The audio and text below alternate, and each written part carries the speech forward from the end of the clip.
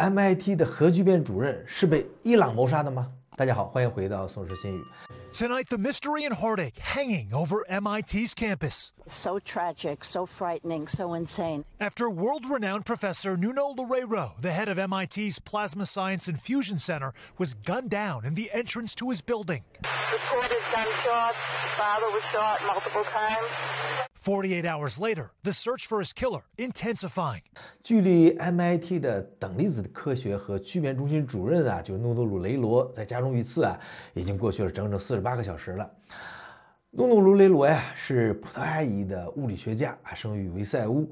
他在里斯本高等技术学院获得本硕学位。那么05年呢，到伦敦帝国理工学院获得博士学位，专攻等离子体的斯利膜研究。那他的职業生涯橫跨歐美頂尖機構早年他任職是普林斯頓大學和英國的卡雷姆聚變中心。2016年後呢，加入 MIT 之後他深耕這個磁重聯合、湍流的模擬領域，成果斐然。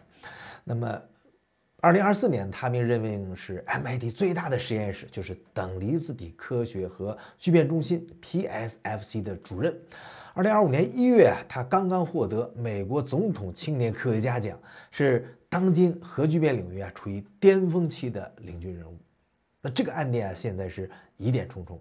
這起兇殺案發生在這個猶太家庭慶祝光明節的期間，而就在不久前附近的布朗大學剛剛發生了針對學術圈的這種致命槍擊案這是針對特定族裔的仇恨犯罪呢，還是針對頂尖科學家的這種連環獵殺呢？所以 FBI 和警方正在調查。那對科學界來說巨大的真空已經形成了。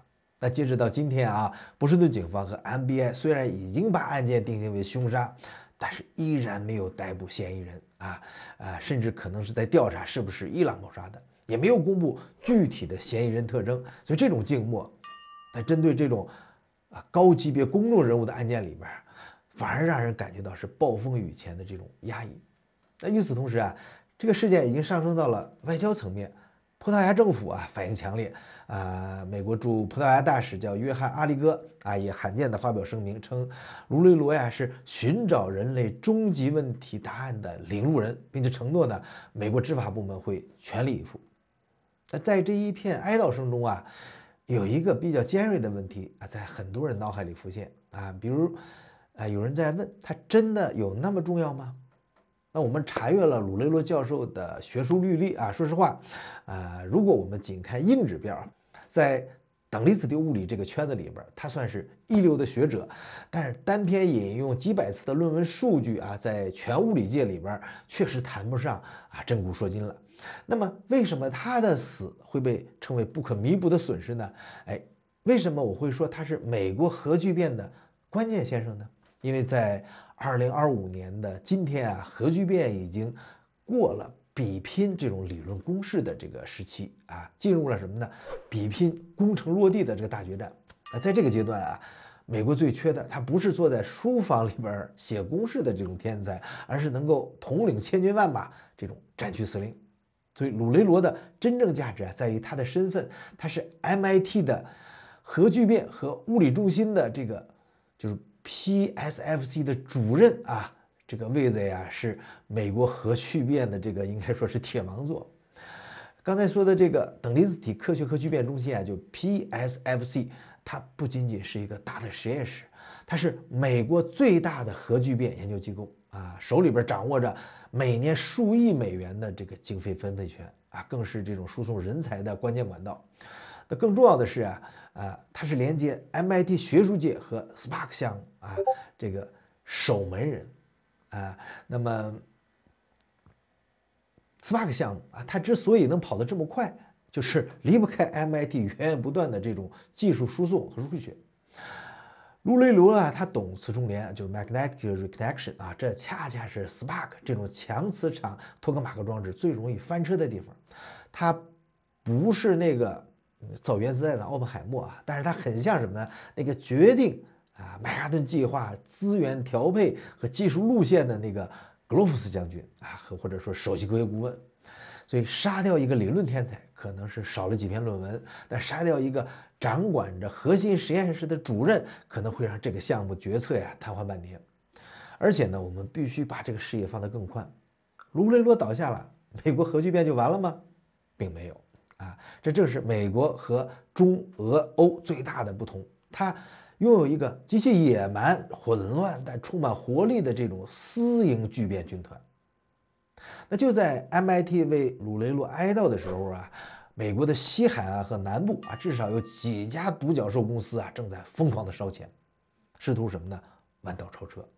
第一號種子選手叫 Haliene Energy， 那這群瘋子呀，根本就不玩這個托克馬克啊，他們搞的是脈衝磁慣性聚變。啊，你可以把它想象成一個內燃機啊，通過兩團等離子體的這個對撞直接發電，甚至不需要燒開水，就是推動蒸汽輪機。他們拿了 OpenAI 的這個創始人 Sam Altman 的錢，而且還和微軟簽了對賭協議，賭什麼呀？承諾2028年就要供電，這是目前最激進的一匹黑馬。第二號老兵呢叫 TAE Technologies。那這是一家已經活了20年的老牌公司了啊 ，Google 呢投了他們，他們在這個賽道上呢是堅持了最久啊，走的這是那種場翻轉裝置，叫 FRC 的路線啊，試圖用氫硼燃料啊實現沒有中子輻射的這種完美聚變啊，雖然一直被質疑呢，但是從來沒倒下，還活着。第3號刺客叫 Zep Energy 啊，那看過我過去視頻的朋友可能都知道，我們專門講過一期，他們走的是極簡主義路線，就 Z-Pinch 啊。Z-Pinch 的概念啊，其實是非常古老的，和我們之前講的這個 X 世界光刻的是有一比的，那個話題還很有爭議的，很多朋友都留言啊。那麼歡迎大家拍桌。1905年的2位澳大利亞的科學家發現一個奇特的現象，就是一根被雷擊中的這個煤油精煉廠的避雷針啊，像一隻巨手捏過一樣啊，被扭曲壓扁。它不需要這個昂貴的這個超導磁體啊。就試圖用一個最簡單的結構來實現聚變啊！感興趣的朋友呢，可以看我上那一期視頻，我會放到這個視頻介紹下方啊。如果 MIT 是造航空母艦，那 Zep 它就是在造啊無人機群。所以你看，這就是美國的策略呀，賽馬機制。政府就是 DOE 給錢，大學 MIT 他們出人，資本比爾蓋茨啊、Sam Altman 啊，他們下注，7、8條技術路線是同時跑。那魯雷羅呢？它代表的是 Spark 路線，就是高溫超導托克馬克，目前是最穩的。也就是說，他是大皇子、東宮太子啊。那如果大皇子出了事兒，那其他的王子們可以隨時準備上位。最後啊，我們可以回到大國博弈啊。中國的核聚變啊，走的是國家隊模式，穩紮穩打啊，像 East、Craft、CF-ETR 啊，一步一個腳印兒，資源集中是令行禁止。那美國的核聚變走的是叢林法則，是百花齊放，當然了，也充滿了這種混亂和不確定性啊。那麼日本啊、歐盟啊也有自己的這個方式，所以魯雷羅的死啊，暴露了美國模式的一個致命的弱點，就是系統有一定脆弱性。那在這個高度依賴個人英雄主義和私營資本的體系裡邊，一個關鍵節點的物理消除可能會引起連鎖反應。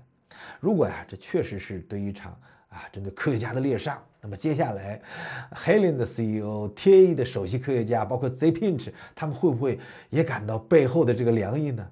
當科學家開始需要保鏢的時候，科學的自由探索也就結束了。現在兇手還是逍遙法外，葡萄牙呢失去了一個兒子 ，MIT 失去了一位主任，而人類通往無限能源的道路上啊，剛剛被炸斷了一座橋。那至於這座橋能不能修好，或者有沒有人能繞過去，就要看剩下的這群瘋子和天才有沒有足夠的勇氣了。啊，這裡是宋時新語，在動盪的時代給您講述硬核科普背後的殘酷真相。我們下次再見，拜拜。